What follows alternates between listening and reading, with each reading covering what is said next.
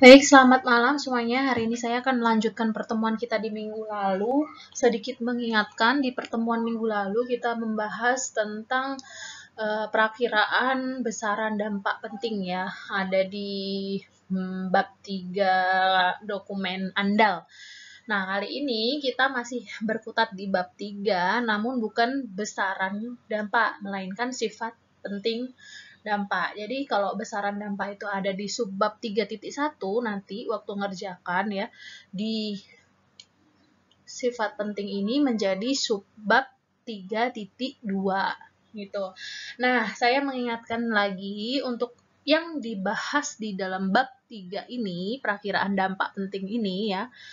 Di perakiraan dampak penting, baik di besaran dampak dan di sifat penting dampak, ini adalah dampak penting hipotetik saja pada bagian KA andal kalian.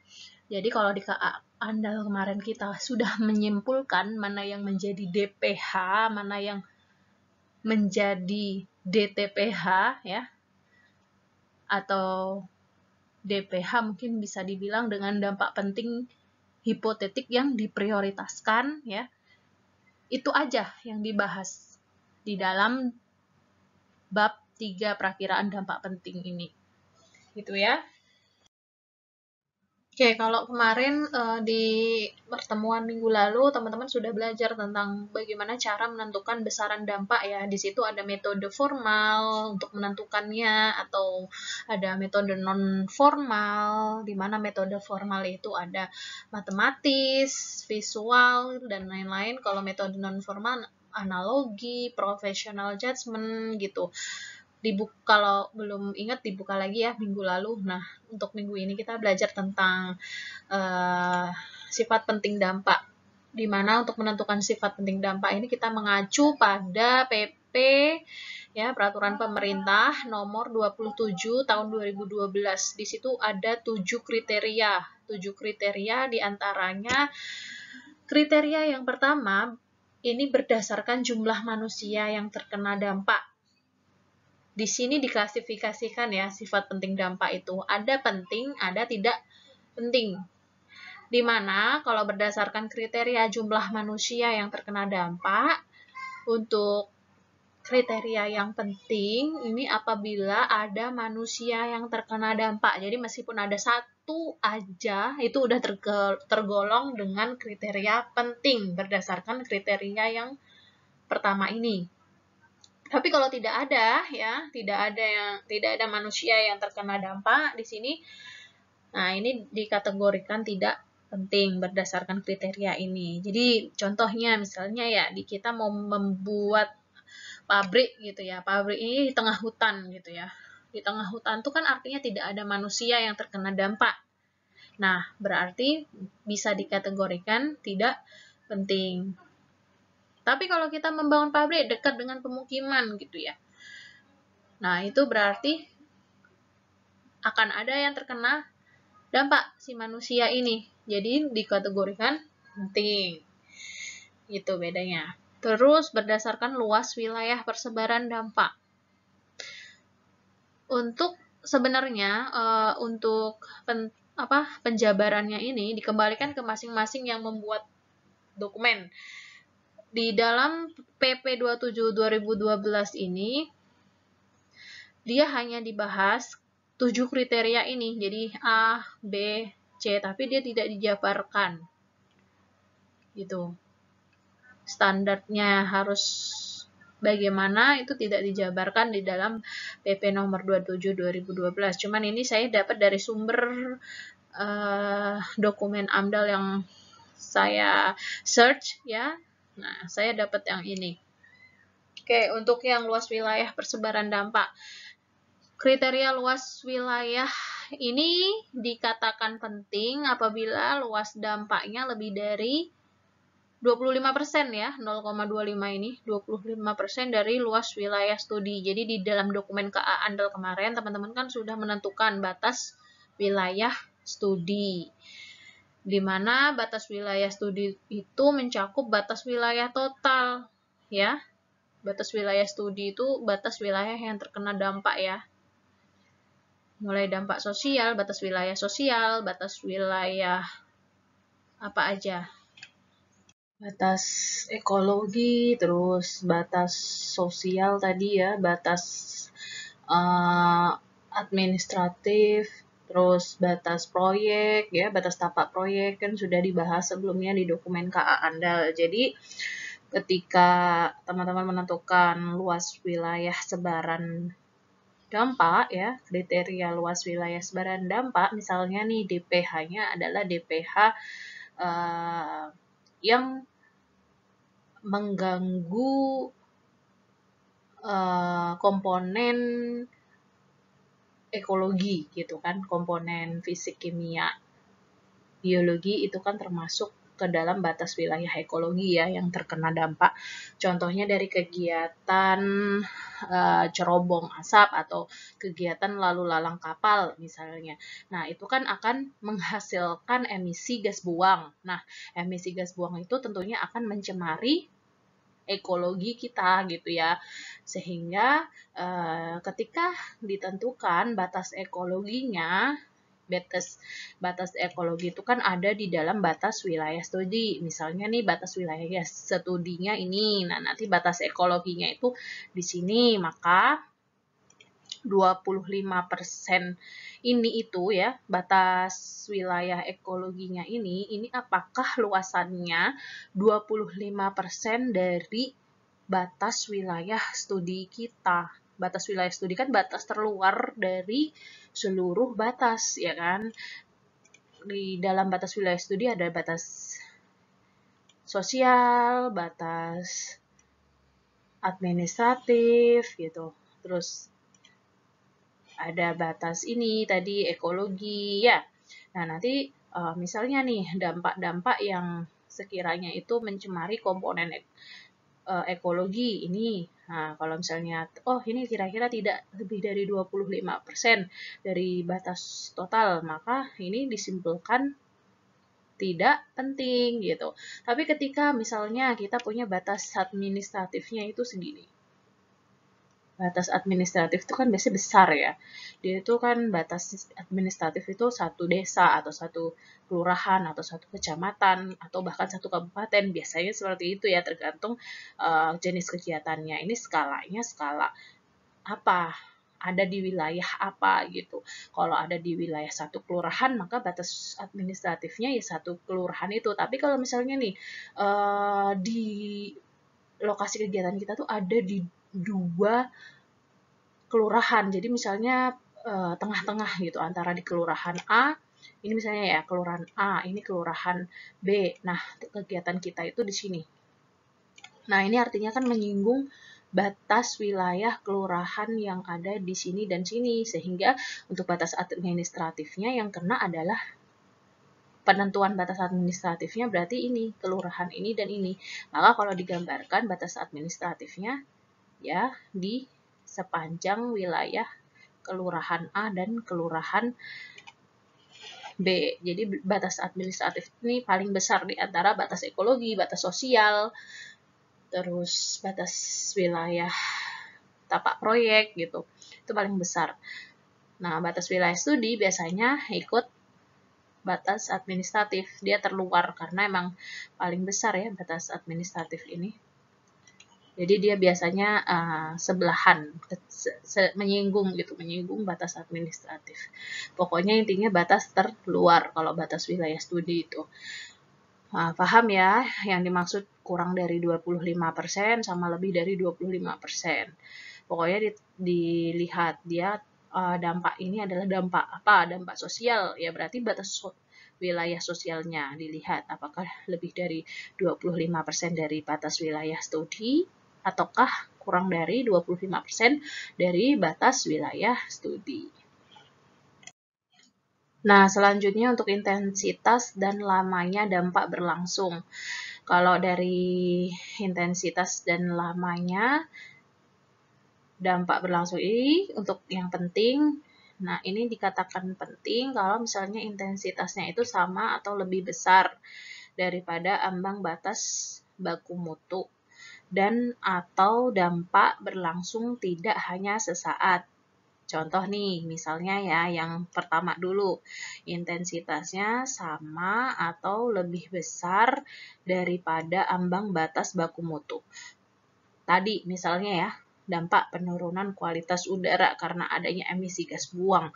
Nah, emisi gas buang itu kan memiliki kriteria baku mutu sesuai dengan industrinya.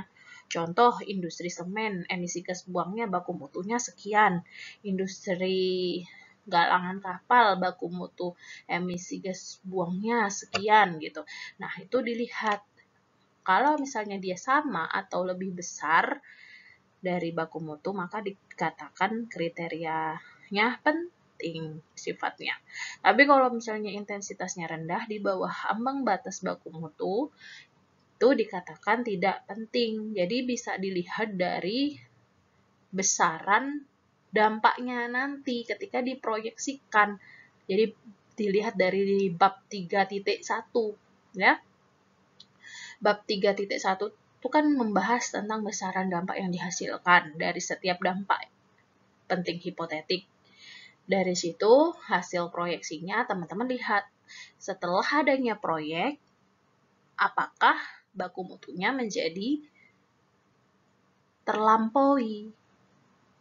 Kalau terlampaui, berarti disimpulkan menjadi penting. Tapi kalau tidak terlampaui, dia dikategorikan tidak penting kesimpulannya nanti di dalam subbab 3.2-nya ya. Jadi setiap dampak nanti dibahas tuh, ada 7 kriteria dari A sampai G nanti. Nah, oke, selanjutnya contoh selanjutnya di sini dampak berlangsung tidak hanya sesaat. Contohnya apa nih? Contohnya misalnya di dalam tahapan kegiatan kita itu kan ada biasanya ada prakonstruksi, konstruksi, operasi gitu kan. Nah, biasanya kalau dampak yang dihasilkan dari kegiatan konstruksi itu kan sesaat terjadinya. Ya kan? Sesaat pas saat konstruksi aja. Kalau sudah operasi maka tidak akan ada dampak dari konstruksi itu karena konstruksi kan cuma sesaat. Nah, biasanya kalau untuk kayak yang kegiatan yang tahap konstruksi, dampaknya itu adalah ini ya, tidak penting kesimpulannya karena hanya berlangsung sesaat. Tapi kalau misalnya dampak operasi, dari tahapan operasi, contohnya nih, dampak kemacetan lalu lintas. Misal kita punya kegiatannya ini perhotelan atau mall gitu ya, di mana itu banyak lalu lalang kendaraan ketika operasional mall itu berlangsung. Kalau itu kan terjadi terus-menerus ya, terus-menerus. Operasional mall itu kan terus-menerus gitu ya, sampai mallnya itu berjalan ya, beroperasi. Itu berarti dampaknya disimpulkan sifatnya berdasarkan intensitas dan lamanya dampak berlangsung disimpulkan apa? Kalau misalnya kemacetan lalu lintas dari kegiatan operasional mall, berarti penting gitu karena berlangsung secara terus menerus. Beda dengan yang konstruksi tadi. Kalau konstruksi tadi kan sesaat, jadi disimpulkannya tidak penting gitu ya. Oke, selanjutnya dari kriteria banyaknya komponen lain yang akan terkena dampak. Dikategorikan penting jika dampak tersebut mengenai lebih dari satu komponen lain yang terkena dampak. Sebagai contoh lagi ya, dari kegiatan perkapalan ya, lalu lalang kapal, transportasi kapal. Ya. Nah, transportasi kapal dampaknya misalnya emisi gas buang gitu, emisi gas buang dari kendaraan mesin kapalnya. Nah, itu kan dia kalau emisi gas buang kapal tentunya itu kan dia akan berjalan gitu ya. Kapalnya itu kan pasti akan punya rute gitu kan. Nah, rutenya ini kan kapalnya ini di sepanjang rutenya ini kan pasti menghasilkan emisi gas buang. Nah, ketika misalnya emisi gas buangnya ini mengganggu nelayan gitu ya, atau misal nggak usah ini deh, nggak usah jauh-jauh deh, truk aja ya, truk yang beroperasi di jalanan gitu ya. Truk yang beroperasi di jalanan itu kan emisi gas buangnya akan mencemari ekologi ya, lingkungan ya kan, akan mencemari komponen fisik, kimia, biologi yang ada di lingkungan itu, sehingga dia terkena satu komponen yaitu komponen ekologi ya, komponen fisik, kimia, biologi tadi. Nah, selain dari komponen di fisik, kimia, biologi tadi, si asap ini kira-kira akan berdampak apa? Akan berdampak pada komponen sosial nggak kira-kira? Si asap kendaraan ini tadi, ya. Kira-kira gimana? Ya tentunya mengganggu dong. Di sekitar situ kan ada manusia-manusia ya, ada perumahan-perumahan warga misalnya yang dilalui oleh truk tadi. Itu tentunya akan mengganggu komponen sosial. Masyarakat menjadi terganggu ya dengan adanya lalu lalang truk ini. Nah, artinya itu terkena dua komponen fisik, kimia, biologis, sama komponen sosial. Sehingga ini dikatakan kriterianya penting atau tidak penting kalau kena dua komponen. Kriteria penting. Bisa dipahami ya. Oke, kriteria selanjutnya yaitu sifat kumulatif dampak. Dikatakan penting sifat itu ketika ada dampak yang sifatnya ini akan terakumulasi. Contohnya gini, ketika kegiatan ini adalah kegiatan yang menghasilkan logam berat gitu. Nah, logam berat itu kan sifatnya itu terakumulasi, dia tidak bisa dihilangkan, dia hanya bisa berubah bentuk atau dia hanya bisa berpindah gitu. Contohnya ya, dari kegiatan pertambangan emas gitu, dia kan emas itu kan biasanya ada pencucian emas menggunakan Hg, air raksa ya misalnya.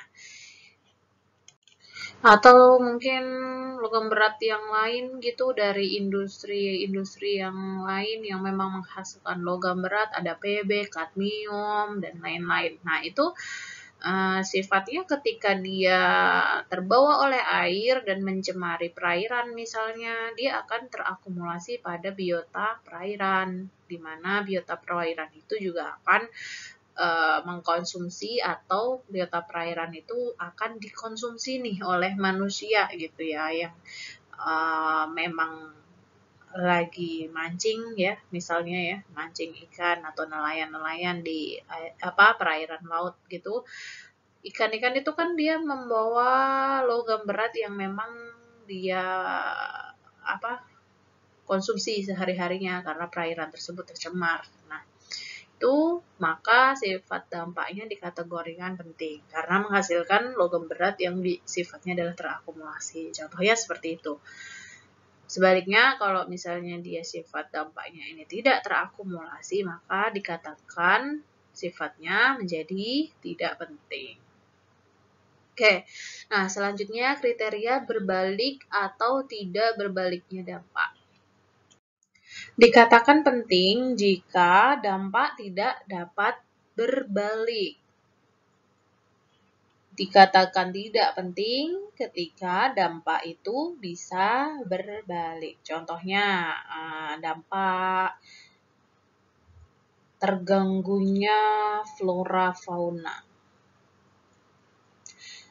atau hilangnya flora fauna. Jadi misalnya ada suatu kegiatan gitu ya, yang awalnya lahannya itu adalah lahan terbuka hijau ya, bukan lahan terbuka hijau lah, ibaratnya lahan ini ada pohon-pohonnya, terus dia tebangi ya, kegiatan konstruksinya kan harus ditebang dulu nih, pembersihan lahan namanya ya, kegiatan pembersihan lahan, di mana banyak pohon yang ditebang, sehingga kira-kira ketika pohon itu udah ditebang bisa berbalik nggak? Tidak bisa, ya kan? Tidak bisa berbalik, maka dikategorikan menjadi dampak penting gitu. Nah, sekarang kalau misalnya nih contoh lagi, dampaknya adalah dampak penurunan kualitas air. Dampak penurunan kualitas air ini, air itu sifatnya itu gimana? Dia bisa melakukan self purifikasi kan. Dia tanpa diolah gitu ya, dia akan bisa melakukan perbaikan diri sendiri. Jadi airnya bisa kembali baik gitu. Artinya itu dapat berbalik gitu ya, dapat berbalik kembali si kualitas air itu menjadi bersih kembali gitu misalnya ya. Nah, itu dikategorikan menjadi tidak penting sifatnya. Bisa dimengerti ya? Oke, selanjutnya yang terakhir kriterianya ya. Kriteria ketujuh adalah kriteria yang sesuai dengan perkembangan ilmu pengetahuan dan teknologi atau IPTEK. Jadi kita lihat nih, dampak ini ya, dampak ini tuh ada nggak nih teknologi untuk mengolahnya? Contoh, dari penurunan kualitas air tadi. Kira-kira ada nggak teknologi pengolahan untuk mengolah air tersebut? Pastinya ada ya. Nah, kalau ada, berarti dikategorikan menjadi tidak penting. Tapi, kalau tidak ada, maka dikategorikan menjadi penting. Contoh ya, contoh dari kegiatan kemarin, pasar ya, pasar nih. Dia membawa virus ya dari jual belinya itu, membawa virus corona. Nah, itu kan belum ada nih teknologi yang bisa untuk menghindari adanya dampak itu, dampak munculnya virus baru tersebut. Nah, sehingga itu menjadi sifatnya penting dalam hal ini gitu, contoh ini ya. Oke, selanjutnya ini teman-teman akan saya berikan contoh dalam menyusun atau membuat bab 3 ya, besaran dampak dan sifat penting dampak ya. Nah, contoh ini hanya sedikit dari contoh-contoh yang ada di Google sana.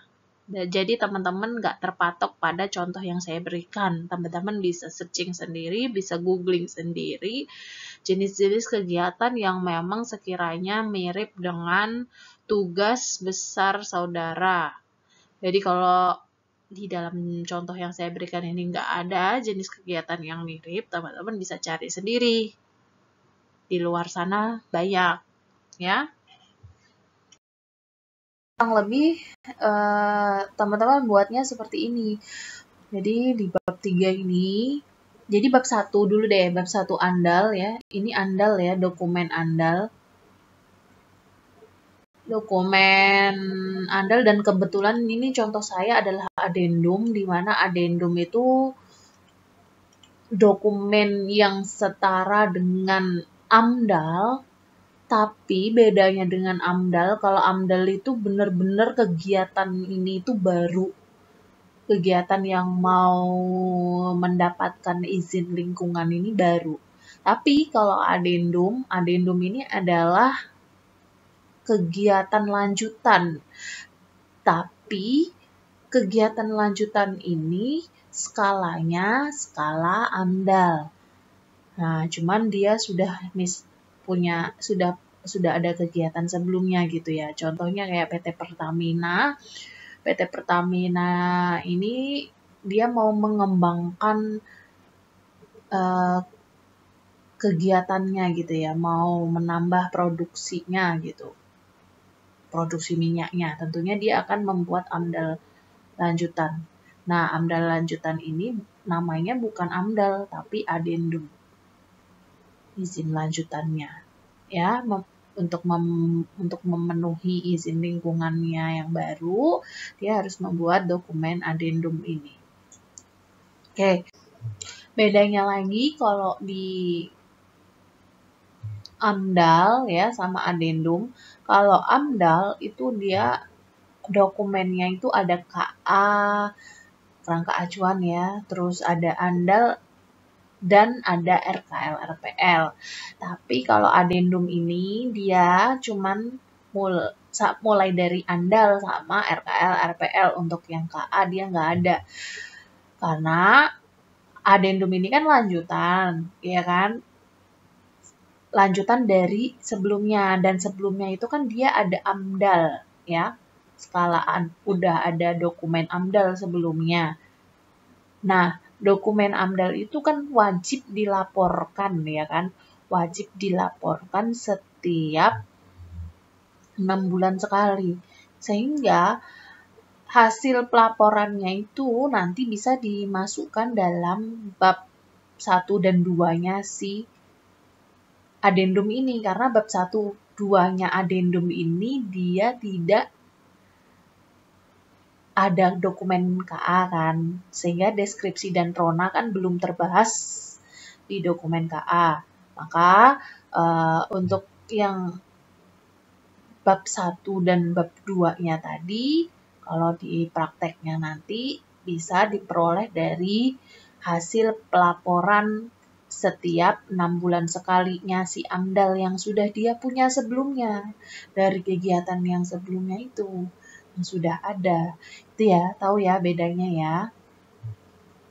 Saya ulangi ya. AMDAL ini bab 1-nya adalah deskripsi kegiatan, di mana deskripsi kegiatan kan sudah dibahas pada dokumen KA kemarin.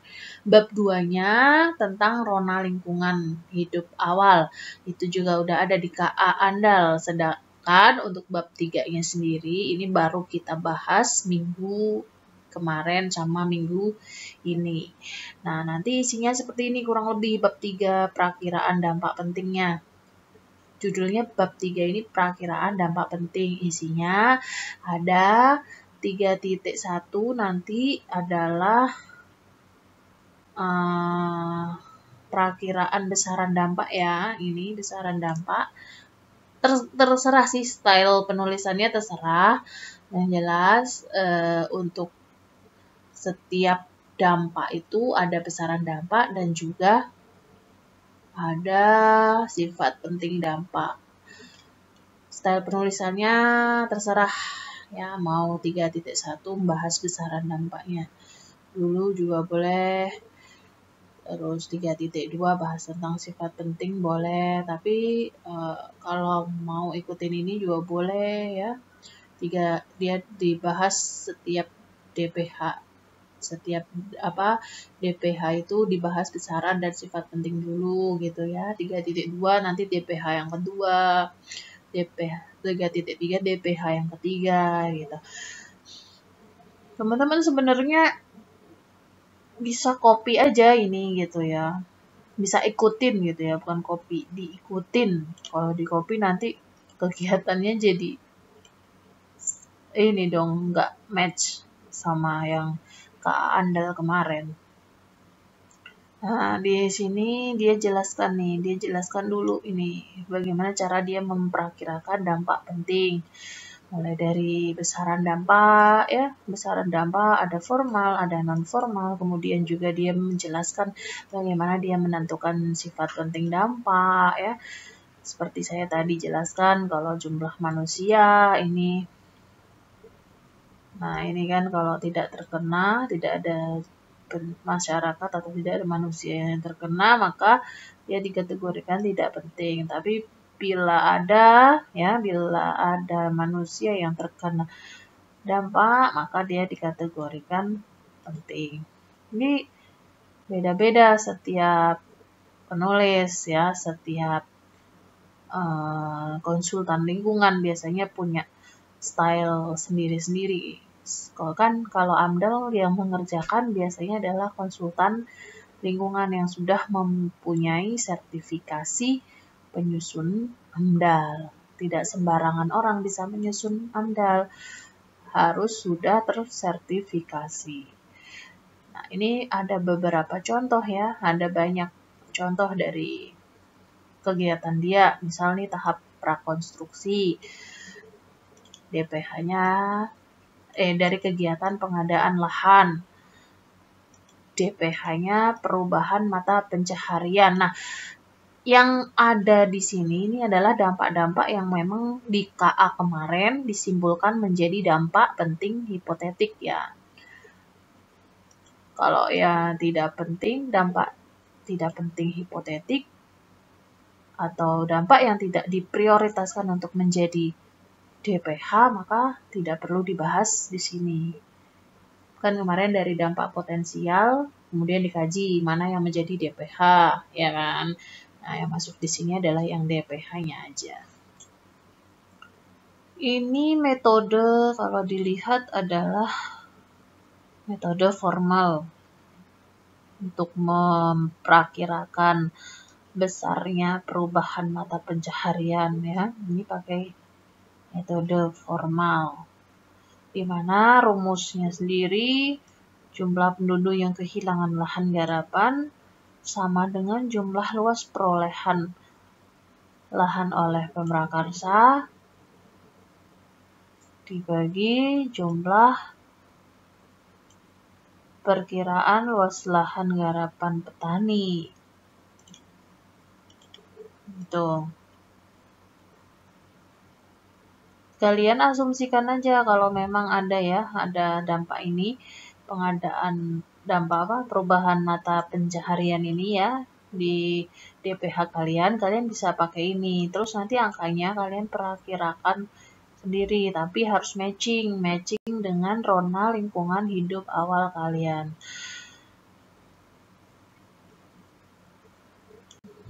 Selain itu juga harus matching dengan ini deskripsi kalian di bab 1 dan bab 2 nanti itu kayak misalnya nih contohnya ini kan data yang dibutuhkan adalah jumlah luas perolehan lahan oleh pemrakarsa. Artinya ini kan dia di deskripsi ada ya berapa luas lahan yang akan digunakan oleh pemrakarsa.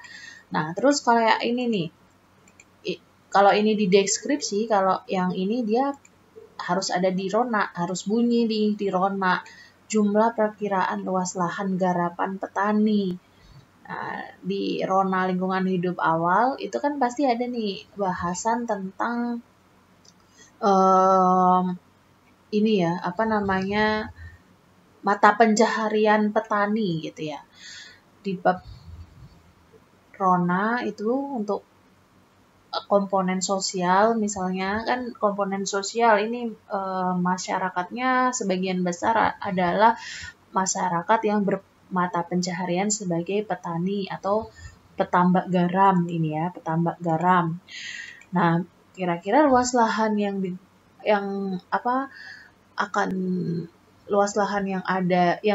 digunakan oleh petambak garam ini kira-kira sekian gitu yang akan kena. Nah, maka itu harus sama tuh datanya antara yang di bab 1-2 sama yang akan dibahas di bab 3 ini. Contohnya seperti itu ya. Tapi angka-angkanya ini bisa kalian ini apa bukan perakirakan ya, bisa kalian asumsikan sendiri. Cuman ya itu tadi harus matching antara bab 1, 2, dan 3 tadi. Oke, selanjutnya kalau di dokumen contoh ini dia langsung membahas ya, setelah besaran dampak dia langsung bahas sifat penting dampaknya. Nah, nanti sifat penting dampak ini kita melihat dari besaran dampak yang sudah dibuat gitu. Contohnya nih untuk yang besaran jumlah penduduk yang akan terkena dampak. Di sini ini dia membahas keterangannya, ini dibahas tentang ini hasil perhitungannya ini gitu. Cuman kalau dia ini ada yang kurang-kurang konsisten sedikit ya nanti kalian harus tahu ya kurang konsistennya di mana nih. Jumlahnya nih kok 601 ya. Bener nggak nih 601? Nah, nanti di cross check sendiri ya. Nah, jelas di sini teman-teman bisa ikutin caranya ya, cara membahasnya dia. Nanti banyak dia dampaknya itu nggak cuman DPH-nya itu nggak cuma satu, ada banyak. Nanti nanti sifat penting dampak ini di bawah harus dikasih kesimpulan ya. Dari 7 kriteria ini, kalau misalnya satu aja ada yang penting, kesimpulannya dia menjadi dampak penting gitu ya.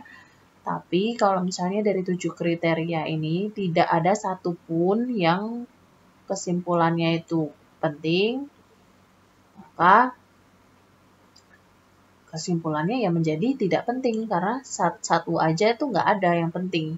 Semua ini TP tidak penting gitu ya. Jadi kesimpulannya nanti TP juga, DTP dampak tidak penting. Nah, tapi karena ini ada yang penting, maka disimpulkan dampak penting. Contohnya nanti ada ya banyak. Itu DPH yang pertama. Ini DPH yang kedua dari prakonstruksi, perubahan pendapatan. Nah, ini berbicara tentang perhitungan pendapatan ya. Berkurang atau malah justru bertambah dari adanya kegiatan ini. Jadi bandingin rona awal yang ada seperti ini. Nah, nanti ketika ada kegiatan ini, di mana mungkin ada pengusaha, ada pedagang-pedagang kaki lima yang mulai menjamur gitu ya karena ada kegiatan ini. Nah, mungkin bisa jadi dampaknya ini, besaran dampaknya ini positif gitu, positif penting misalnya gitu. Perubahan pendapatannya itu ke arah yang lebih meningkat sehingga positif ya yang saya bilang yang tadi. Sama ya pengerjaannya. Ini DPH yang ketiga, persepsi masyarakat. Ada yang enggak ya yang contoh yang kesimpulannya itu tidak penting. Kalau saran saya tapi teman-teman udah membuat ya dari DPH yang KA andal. Padahal kalau misalnya di awal teman-teman pas buat KA nentuin DPH-nya itu sebisa mungkin tuh gak usah banyak-banyak supaya gak susah nanti saat di andalnya. Saya coba nanti kita cek dokumen KA andalnya.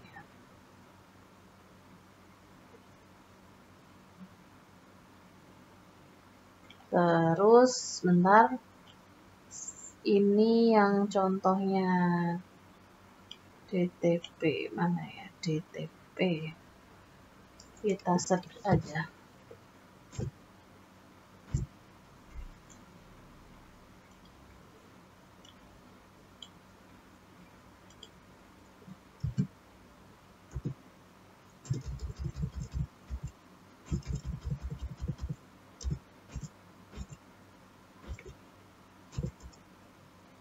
Nah ini contohnya. Kalau misalnya nggak ada satupun yang disimpulkan penting, maka semua TP-TP, maka ini kesimpulannya menjadi DTP. Ini apa nih? Dampak apa nih? Dampak penurunan kualitas udara ambien dari kegiatan pematangan lahan dan penyiapan. Nah, ini mungkin bisa jadi pematangan lahan dan penyiapan ini kan konstruksi, jadi sifatnya sementara. Jadi tidak penting semua dibikin sama dia. Tapi ya tetap dikaji satu-satu ya. Ini karena dia lokasinya jauh ya, lebih dari 700 meter dari kegiatan penduduk ya, dari masyarakat, maka disimpulkan dia tidak penting karena asumsinya dia jauh, tidak mengenai pemukiman, daerah pemukiman.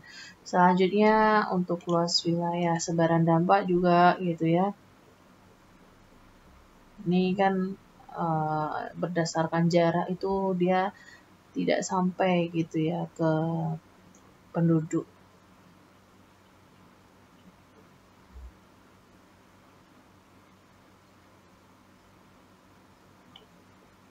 Intensitas atau lamanya juga kan, ini kegiatannya kurang dari setahun atau sementara ya, sehingga tidak penting.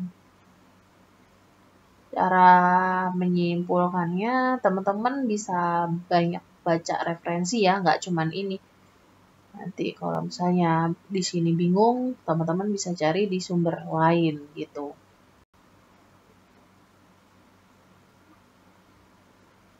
Oke, gitu aja ya. Nanti contoh yang tadi saya paparkan akan saya masukkan di e-learning. Kalian juga bisa download, nanti kalian pelajari sendiri. Cuman ya itu tadi saya ingatkan, itu tidak hanya satu-satunya contoh, ada banyak contoh di internet, kalian bisa cari sendiri nanti ya, karena terlalu banyak kita juga nggak mungkin, saya juga nggak mungkin menjabarkannya satu-satu. Jadi teman-teman kalau mau membuat atau mencicil dokumen andalnya ya, dokumen andalnya nanti di bab 3 khususnya, karena kita sudah membahas tentang bab 3-nya yaitu perakiraan dampak penting. Ya, jadi harapannya teman-teman bisa membaca banyak-banyak sendiri referensi sehingga bisa menyimpulkan sendiri atau membuat perakiraan dampak pentingnya itu sendiri. Gitu ya, semangat ya, dicicil dokumennya. Selamat malam semuanya.